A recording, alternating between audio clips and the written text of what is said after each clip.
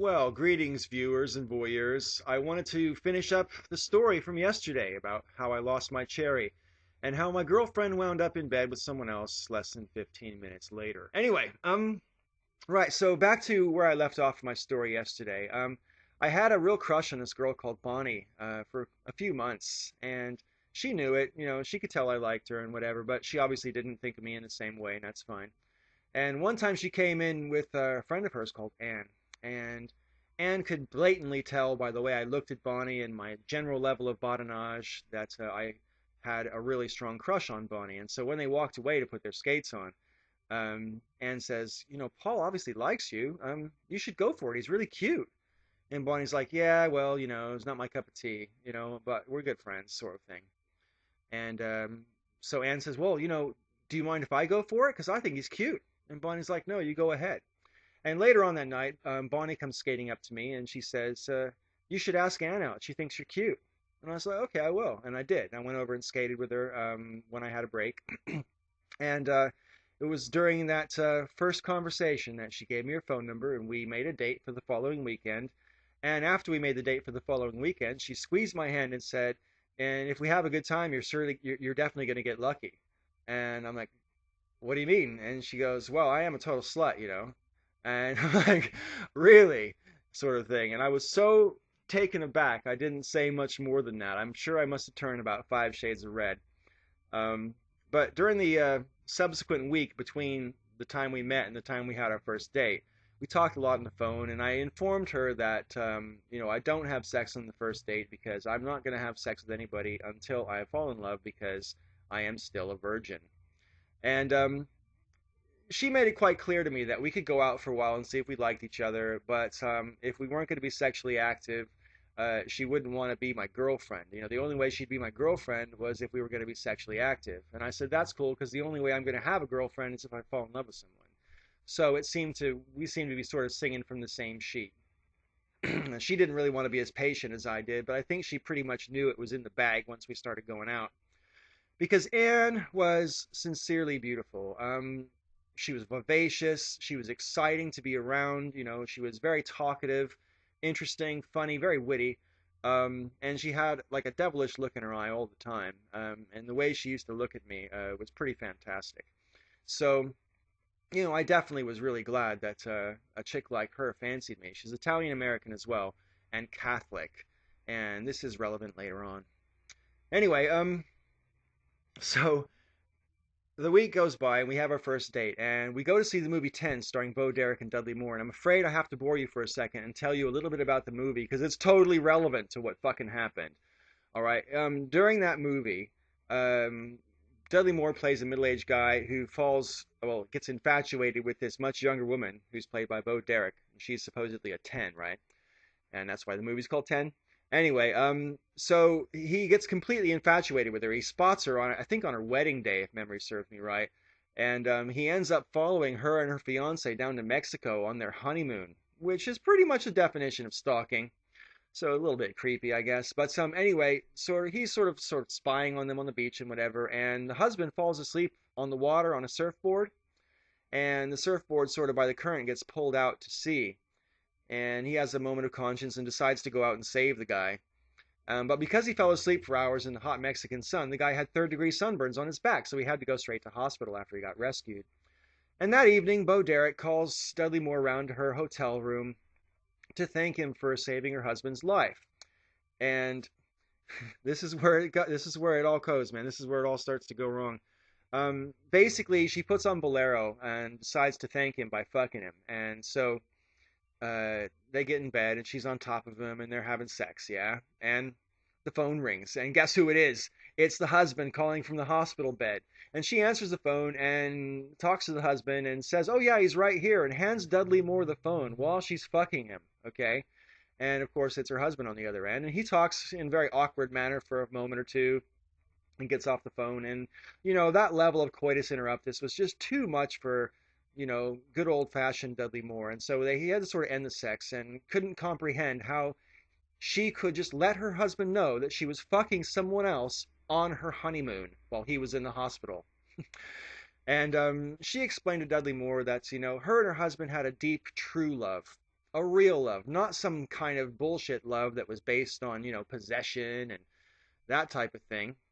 They're secure in their relationship. They know they love each other, and they know that they're going to be together whether they do anything like that or not. And besides, the kind of love they have means that whatever I want to do to make me happy, my husband would want me to do.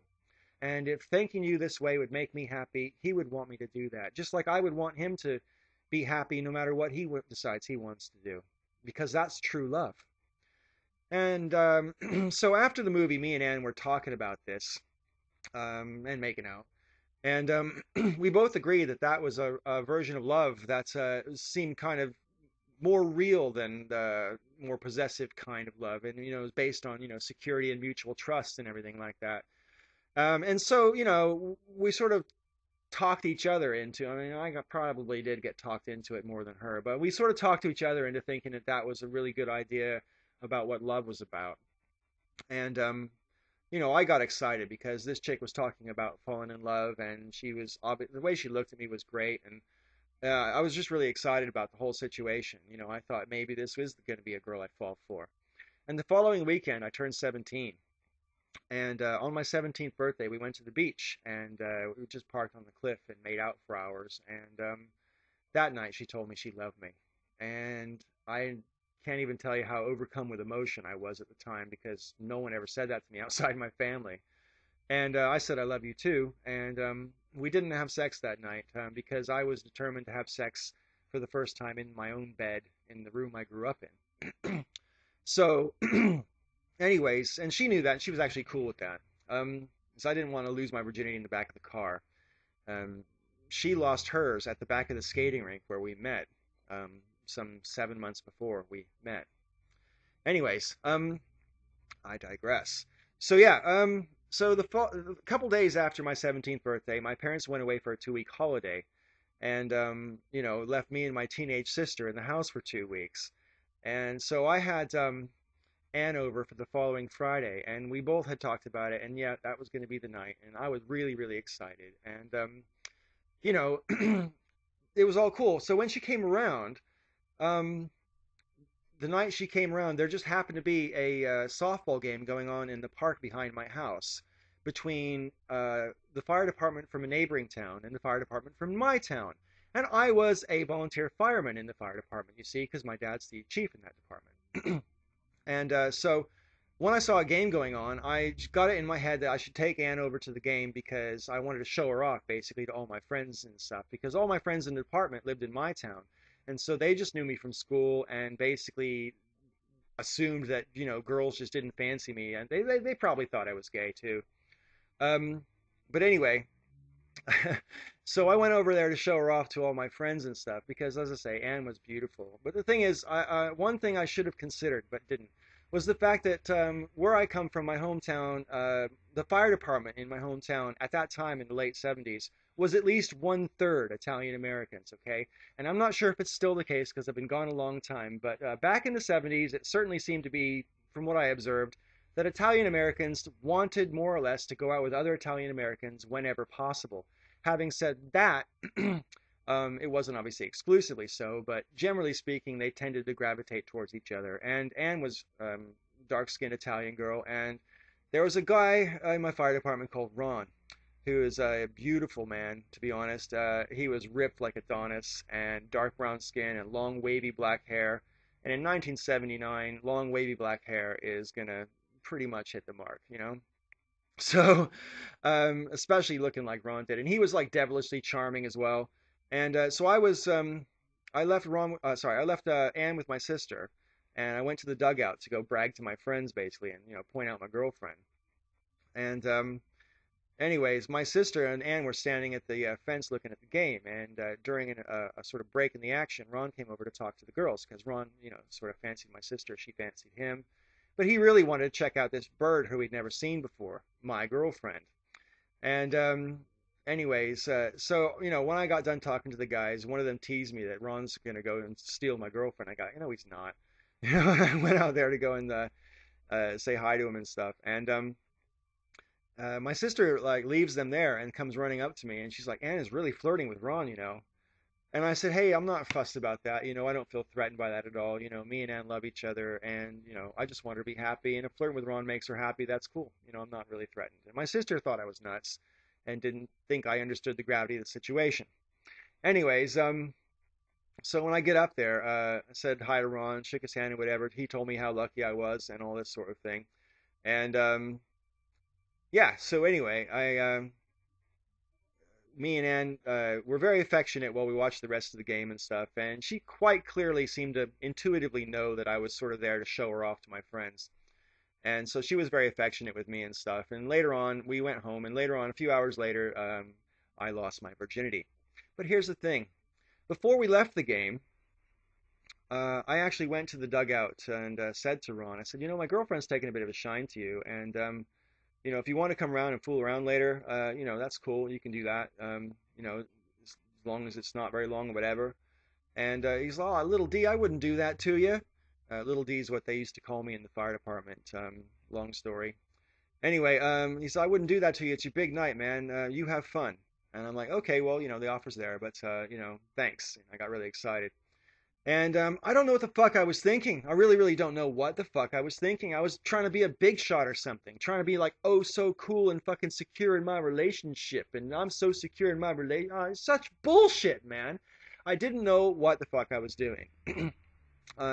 Lots of bravado, not much common sense, in a nutshell. Anyway, so a few hours later, me and Ann were at mine, obviously, and had sex for the first time, and at that point in my life, it was probably the best 60 seconds of my life. Lost my virginity listening to the soundtrack for Saturday Night Fever. I believe the song was Disco Inferno. Anyway, so right afterwards, I had to go to the toilet, and I peeled off my condom and threw it in the toilet. And as soon as it hit the water, I looked out the driveway because I could hear a car coming in, and sure shit, there's Ron coming in his car. And so I hurry up and finish pissing, and I go to my room and throw on some boxer shorts, and I toss Ann in my bathrobe, and I say, "Hey, Ron's here. Go in the lounge, and I'll be right there." And so she goes in the living room, and I go meet Ron at the back door, and he's standing there with half of a bottle of Jack Daniels in his hand, having drunk the first half on the drive between the liquor store and my house, which was about a mile. So it hadn't hit him yet, but it was going to hit him any second, sort of a thing. Um, Anyways, and he meets me and Ann I take him in the living room where Ann is, and she stands up, and I say, Ann, this is Ron, you met at the ballpark? She's like, yeah, hi. And he's like, hi. She's like, Paul says you might want to fool around, and hands her the bottle. And she swigged almost the whole thing down in like 2 or 3 gulps. And she's like, yeah, if that's all right. And they barely really looked at me, and she sort of glanced at me, and I said, yeah, just as long as you're not gone for very long, I don't want to be alone forever, sort of thing. She said, oh, I wouldn't do that to you. She kissed me on the cheek and grabbed Ron by the hand, and they went into my parents' bedroom. And I didn't see her again for the rest of the night. I have it on good authority from both of them afterwards that they didn't actually fuck that night, because here's the funny thing. Ron was also Italian Catholic guy, and he would have sex with girls as long as they were on the pill, but because he was a Catholic, he would not wear a condom. Anne had the opposite thing going on. She wouldn't go on the pill because she was a Catholic, but she would fuck guys who wore condoms. Um, Now, at the time when they told me this, subsequent to the that night, they both told me they didn't fuck, and I fully didn't believe it at the time. But later on, I did believe it, but that story is too long to add here. So that's the story of how it happened. It was my fucking fault. I can't even be mad at her for it. I can't really even be mad at him for it. I mean, what would you do? Uh, I don't know, man. I don't know what the fuck I was thinking, but I spent the rest of the night crying on the phone to one of Ann and my mutual friends. And, I was utterly humiliated that night, and my relationship with Ann didn't survive very long after that. And it really gave me hangups about sex for some time. In fact, I didn't have sex again after that for a whole year and a half. And the second sexual experience in my life was equally traumatic to the first one, but in a completely different way. That experience was the first and only time I myself have ever been with a virgin, and she was a preacher's daughter. But that's another story. Thanks for watching. May all your ups and downs be ups.